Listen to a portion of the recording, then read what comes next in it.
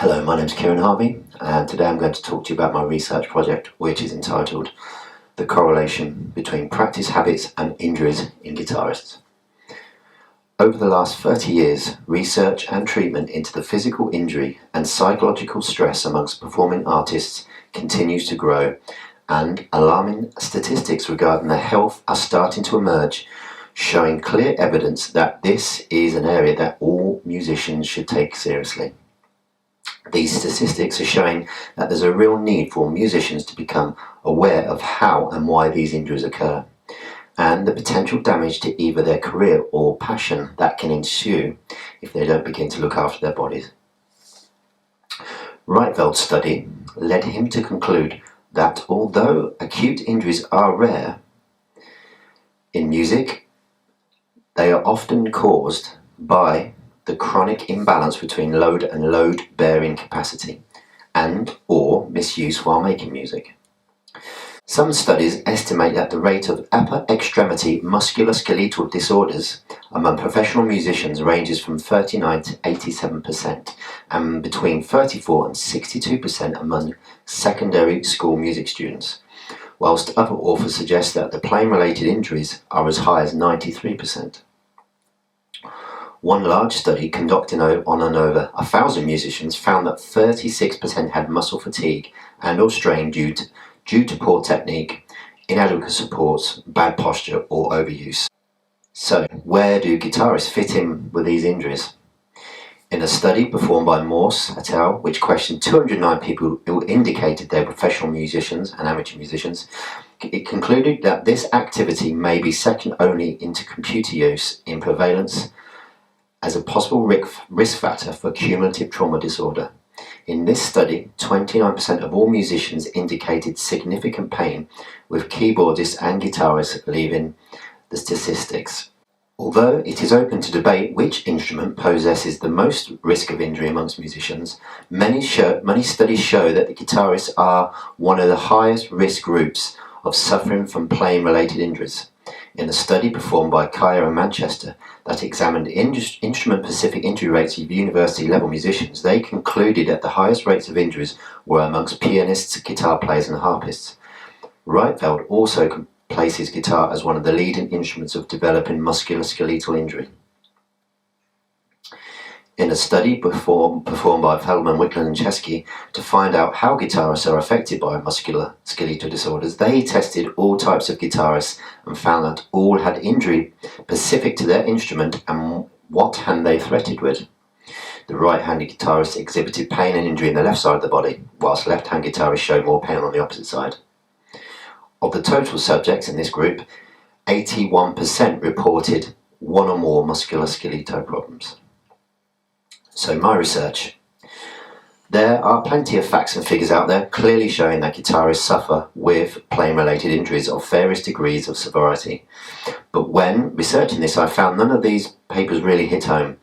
Then I found a paper that was entitled Survivors on the Edge, the Lived Experience of Professional Musicians Living with Playing-Related Injuries. And this made me think about my own problems and possible research ideas. This study used a hermeneutic phenomenological research methodology developed to examine the lived experience used in interviews with 10 professional musicians. The questionnaire used in the interview consisted of questions relating to the experience of being an injured musician. Some of the questions were derived from what Van Manen terms existentials, including live body and how for our own bodies we experience our everyday lives. The researcher interpreted her results using Van Manen's theories of existentials, which included lived time and how the participants noted that time flew by when immersed in playing, which impacted on their injuries, and lived body because some of the participants became unaware of the pain during a live performance when they were completely immersed and focused on playing or practicing. It was these observations that I found mirrored my own experience of being an injured musician and led me to my own research ideas to look into whether there is a correlation between practice habits and injuries in guitarists. It is thought that by the time musicians become professionals, they may have played up to 10,000 hours.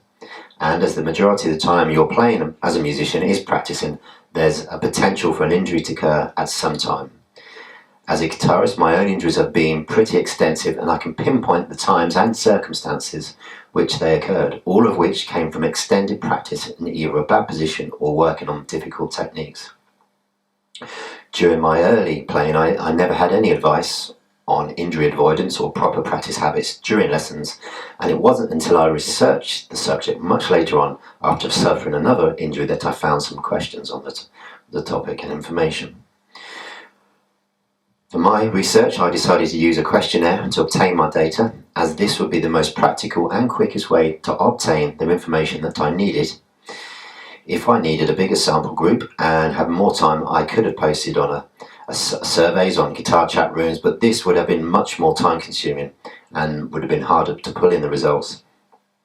The questionnaire, once given ethics approval, was taken to a guitar festival I was playing at that had a mixture of all styles of players, ranging from metal to pop, and consisted of amateur and professional musicians of various ages. I believed this would give me a good wide demographic to ask my questions. The questionnaire was mainly quantitative, as most of the answers were closed-ended, but also contained some open-ended questions to gain some qualitative data to obtain deeper insights on various questions. I managed to obtain 15 participants, all electric guitarists, to answer my questions. My questionnaire was formulated to establish, firstly, the number of guitarists who suffered injuries. The results were... So, the first chart shows that 60% of all the guitarists questioned had injuries, 40% had none. In the second question, I asked where the most prevalent site of pain occurred.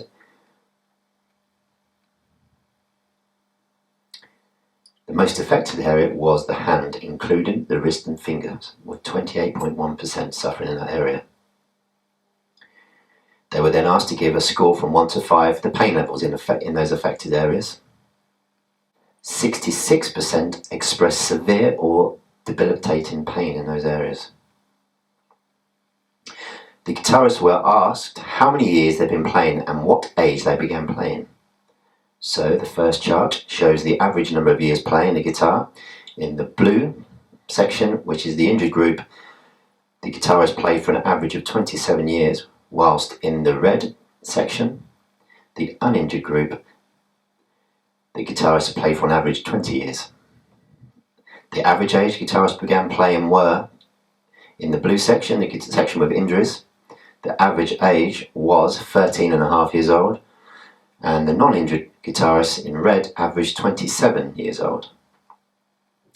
The next question is the question that I really began to tell a picture of the research, in that I asked the musicians, the guitarists, did they practice seated, standing, or both?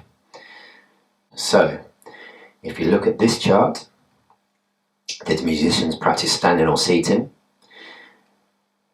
The top line represents how many of the injured guitarists practiced seated. You can see predominantly most of them practiced seated, whereas in the uninjured group in red, most of them practice either standing or a combination of the two. None of them practiced purely standing, it's purely seating, sorry.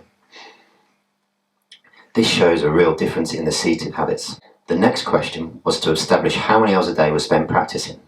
The top line is the line with injury, and on average the injured guitarist practiced for 4 hours a day, whereas the uninjured group, the line underneath, showed that they practiced on average 55 minutes per day. The next question was to find out if the participants practiced in one session or several smaller ones. In both groups, the guitarists mainly practiced in several sittings. They were then asked the average duration of practice sessions. The injured musicians practiced on average 71 minutes a session, several times a day, whereas the uninjured group averaged 41 minutes a day. I then wanted to find out if the injured guitarist could remember a specific time or reason that the injuries began. The majority of the answers were that the injuries occurred from preparing for a specific performance in either a music education establishment or learning new strenuous techniques. The next static chart shows that all of the injured guitarists were semi-professional or professional guitarists, compared to the uninjured group, which mainly consisted of players who played for fun. So the group here is the injured group. As you can see, most of them were professional, as opposed to the other chart, which showed most of them play for fun, which is the injury-free group. The next questions were asked to find out whether the guitarist warmed up or stretched before practice. The results were similar in both groups in that the majority of them did not warm up.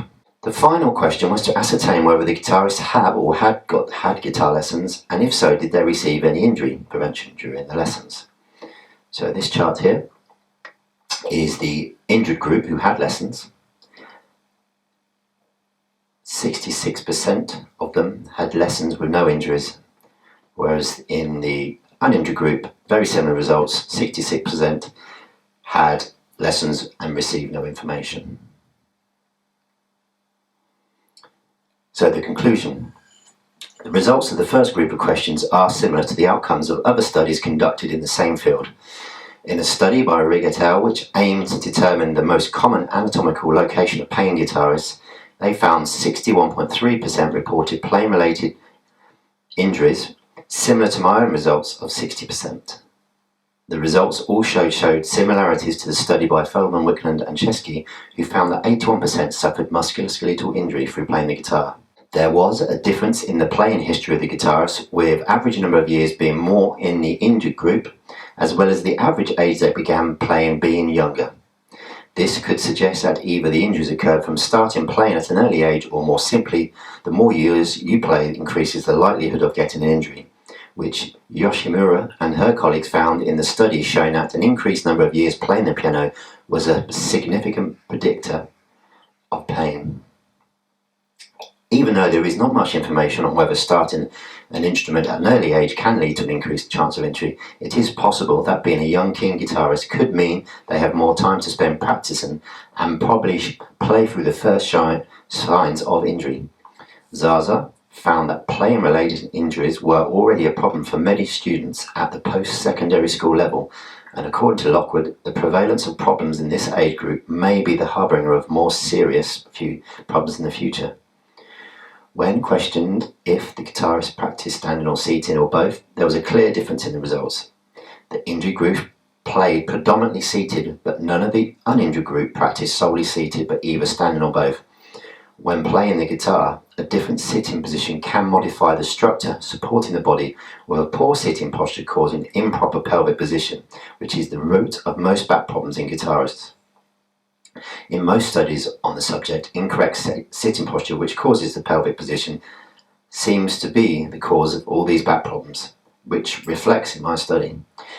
Guptill and Zaza suggest that musicians should maintain the normal curvature of the spine when sitting, aiming for a neutral position, which provides the back with the most stability and relaxation. Not only does an incorrect sitting position cause back pain, but it also can cause referred pain to other parts of the body, either your neck or your shoulders. Garrity and al. Also stated in their study that the main contributing factor to injuring young guitarists was found to be awkward sitting posture and non-use of back supports while sitting. Mitchell also agrees that musicians should search for a neutral position when sitting, which in his definition is an upright posture. However, simple things such as the improper placement of music stand can interfere negatively with a neutral position, and that the musicians should make sure that they're placed at eye level so they are not slumping down to look at the music. The average time spent practicing in the injured group was 4 hours a day, as opposed to 55 minutes in the injury-free group. In an article written by Dommerholt, he states that clinicians must review musicians' practice habits when looking at injury treatment. Musicians spend much more time practicing than performing, so it's likely that most musculoskeletal injuries are related to time spent practicing. My results showed in both groups the guitarists mainly practice in several sittings. although on average more of the non-injured group practiced in one session. But as they generally practice for less time in total, that is to be expected. The idea of taking breaks during practice sessions is widely supported in many studies. In a study performed with 281 subjects who responded to a questionnaire, showed that taking breaks was linked to a decrease in playing-related injuries. My results also showed that injured guitarists practice for longer periods of time, 71 minutes compared to 41 minutes. In a survey performed by Lopez and Martinez, they showed that those who practiced in sessions lasting around 81 minutes had the highest rate of injuries.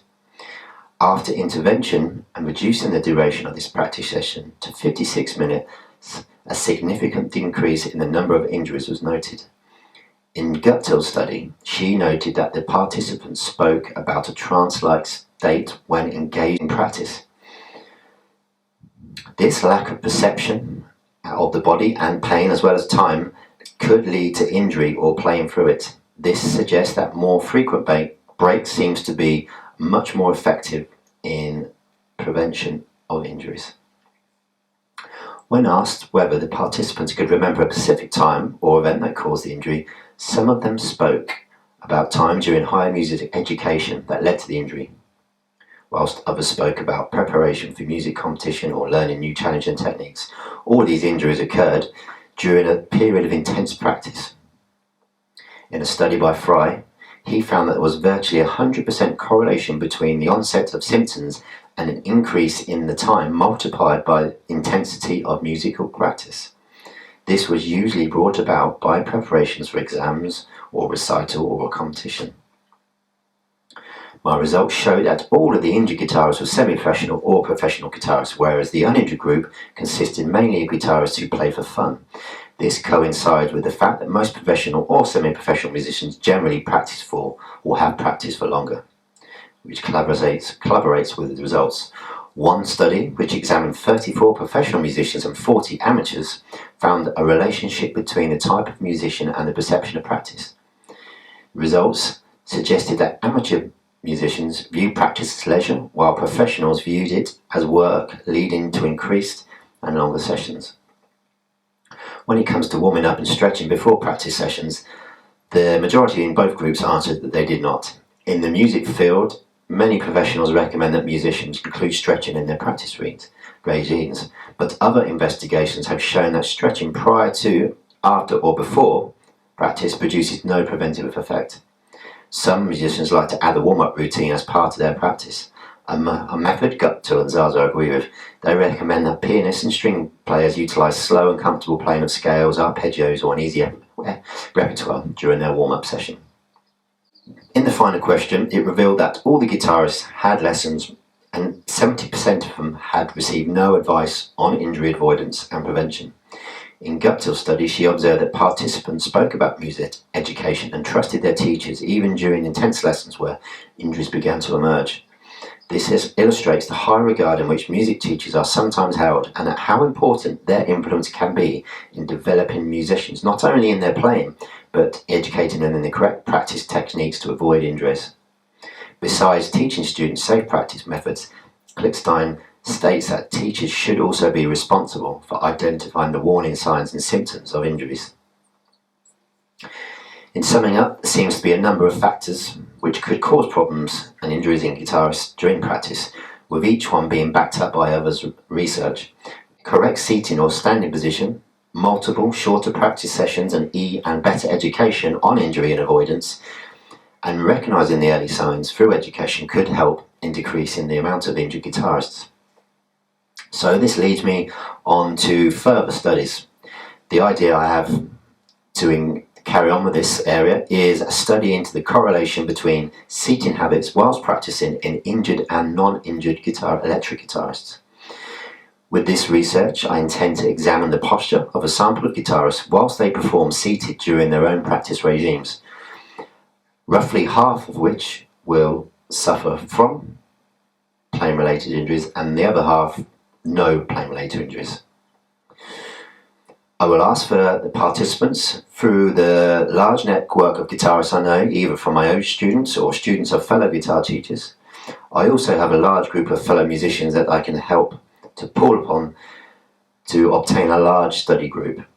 I intend to obtain approximately 50 participants, which I believe is feasible given enough time to prepare. And then by analysing the recorded footage of the participants from videos that they submit or recordings they have posted on social media platforms, or gaining permission from them for me to record them and watch them whilst performing, I will observe different variables and reflect on aspects of overall postural quality and the postural quality of various parts of their body. They would need to be filmed for at least 30 minutes, as it is likely that being aware of the study will make them more conscious of their body position and so would likely adopt a better position than normal. This would give them time to relax into their normal habits. Being a qualified sports therapist, I have training in using body analysis procedures, which gives me the knowledge and qualifications to perform these tests. So the variables I will test will be, firstly, the seated posture. Once I have a picture, I can then superimpose a grid on their still image, which I can then take measurements from the front and from the side, check the position of the back and shoulders, and also the head and the neck. I'll also look at how they hold the guitar on the body, checking to see if they play with the guitar to the side or in front, as in a classical position. I can look at the feet position and the hand and wrist position on the guitar. And then the position of the guitar to the body. So do they use a strap to keep the body of the guitar close to their own body, or do they use their picking hand arm to keep the guitar tucked into their body, potentially leading to more tension? With these results, I hope to gain a deeper insight into the well-documented fact that the seating position is an important factor in the cause of injuries in musicians, and in this case, electric guitarists. I will aim to see if there is a correlation between how the injured guitarist practice seated and non-injured group. I then intend to research previous studies to find out what, if any other studies have concluded, and what recommendations there are out there for the best seating position whilst practicing, including the use of ergonomically designed stools and seats to see if there is any documented use and benefit in their using. Many thanks for listening. I'll speak to you all soon. Thank you.